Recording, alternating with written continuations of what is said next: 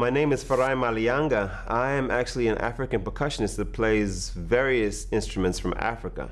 But today I have two specific instruments that I want to introduce you to.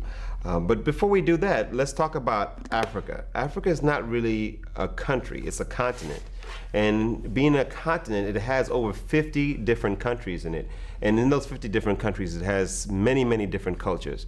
So these drums really only represent at most 10% of the entire population of Africa in terms of the type of instruments that they play. Today I only have two instruments for you though. So just to know, this instrument in front of you here and this instrument that I'm sitting on.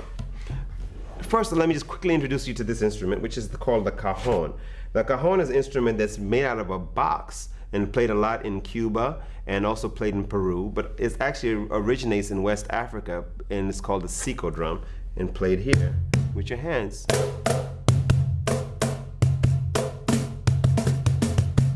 Okay, so the other drum that I'm going to talk to you a lot about is called the djembe.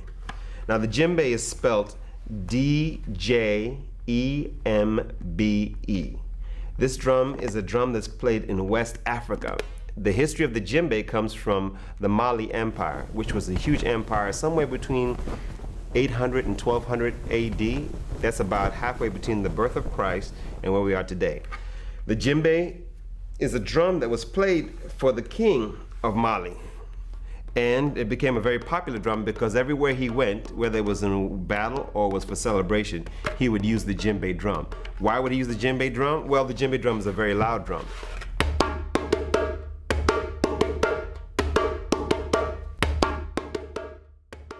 So this drum was used as a form of communication that would be used from mountaintop to mountaintop to tell people about the king was coming.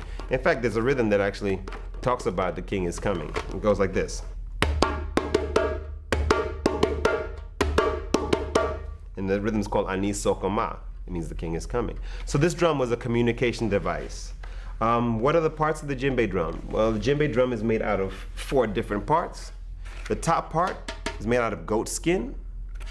Then to hold the goat skin down are these metal rings, 1, 2, and 3. Connecting the metal rings is rope or string. And then the main part and most important part, of course, is the wood. Now, the wood is very important because it represents what a lot of Africans consider is the family tree, which connects the youth, the young people, which are the fruits and the leaves, to the family, which is the branches in the tree, to the ancestors, the people that have passed on, which is the bottom of the tree. So the roots of the tree is a very important part of the African culture and the djembe drum. So now you guys have all 4 different parts of the djembe drum: goat skin, rings, strings, and wood. I guess I'll talk a little bit about the 3 sounds that come out of the djembe drum. First sound is bass,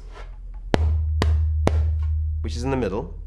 Second sound is the tone, which is on the side. And the highest sound is slap, which is done with your fingertips. Bass, tone, slap.